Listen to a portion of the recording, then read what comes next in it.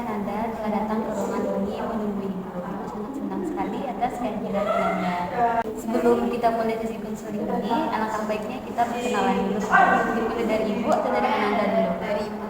Oke, baik. Kenalkan nama Ibu Laila Hadika Swita, bisa dipanggil Ibu Laila. Selanjutnya, Perkenalkan Bu, nama saya Reno Mutiara, saya biasa dipanggil Reno Bu. oke. Sebelumnya Reno sudah pernah Belum Bu. mendengar kata konseling, sudah pernah? Pernah. Apa yang Reno ketahui tentang konseling? Setahu Reno tuh konseling tuh kayak kita tuh curhat ke guru BK gitu Bu, kalau ada masalah ya kita curhat ke guru BK. Nah, benar sekali yang Reno katakan, aku tambahkan sedikit ya. Jadi sesi konseling itu seperti yang kita lakukan saat ini, di mana ada Ibu sebagai konselor dan Reno sebagai klien. Nah, di sini kita bersama-sama untuk mengentaskan permasalahan yang sedang Reno hadapi. Nah, untuk itu Ibu harap Reno berpartisipasi aktif dan terbuka dalam sesi ini.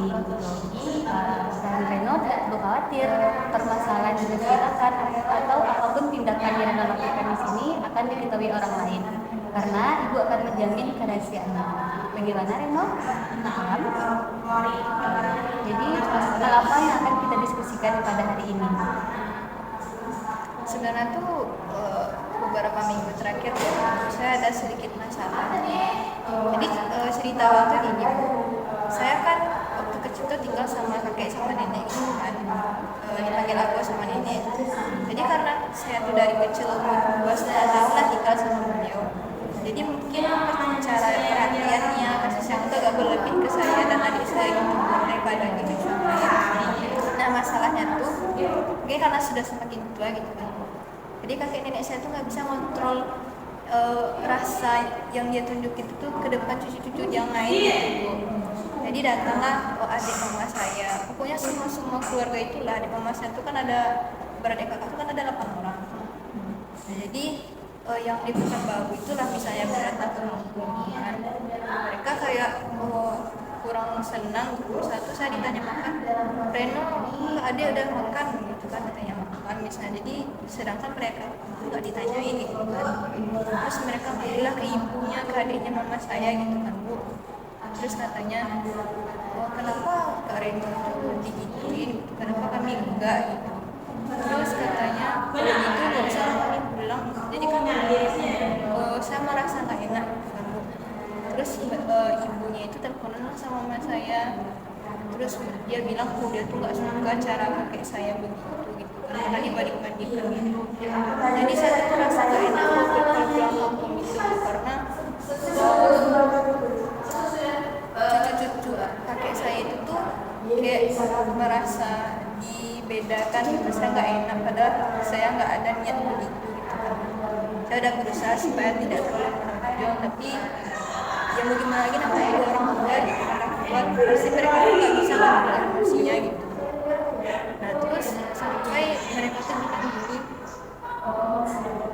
dalam bahasa Minang gitu Bu, oh nak berang karen dia kita tuh. Tapi kalau sampai lo yang tidak yang melawan ke awak juga mak, sampai lo ini yang melawan awak yang mari ini kayak saya tuh kayak gitu. Padahal saya tuh gak ada ngapa-ngapain gitu. Saya tuh kalau di rumah tuh saya selalu nunggu semua pekerjaan rumah tuh saya kerjain. Terus kalau misalnya ada orang beranggapan gitu saya tuh kayak merasa bersalah gitu. Nah apalagi kan mau kurban besok ibu. Nah di situ masalahnya Bu, kakak mama saya tertua itu dia kan selalu merasa benar gitu. Jadi sampai kemarin dia tuh minta maaf, nggak tahu lah apa salahnya gitu. Yang penting mama saya tuh minta maaf aja dulu. Terus di telepon tuh kayak lalah gitu kan Bu. Nah, masalahnya pas besok dipulang, kami sekeluarga tuh wajib pulang disuruh sama kakek karena nenek kan ikut kurban. Nah nanti karena kurban itu satu sapi itu, jadi ada acara doa itu Bu sekolahnya. Nah doanya itu di rumah kakaknya itu Bu, anak pertama itu. Nah saya pas selesai di situ saya sedih sih Bu, nangis gitu kan, kita ngapain tapi kayak disalahin hampir sama satu keluarga itu. Nah saya nggak tahu. Nah, dari penjelasan Reno tadi, bagaimana saya bermanfaat bagi Reno untuk menyelesaikan permasalahan Reno?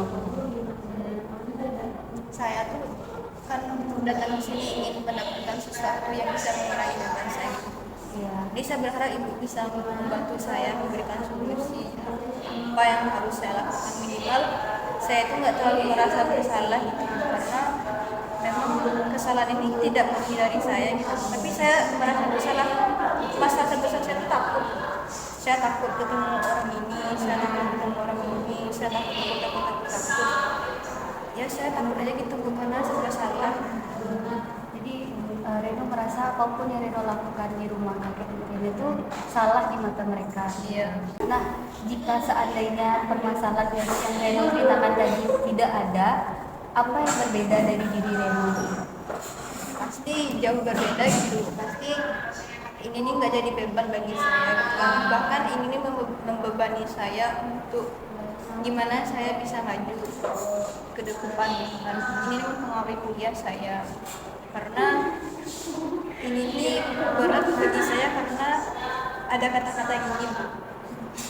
Saya takut muncul kata-kata gini, lu inyo yang dibangga-banggakan, beko inyo tidak bisa manga-manga gitu, kayak gitu kata-kata itu jadi beban tersendiri bagi saya. Terus kalau nggak ada masalah ya tentu saya inyonya pulang kampung itu, saya nyaman pulang kampung, karena namanya orang tua harusnya kita mengerti gitu kan, sebagai orang tua, jadi nggak perlu tersulut emosi, nggak perlu baperan lah gitu.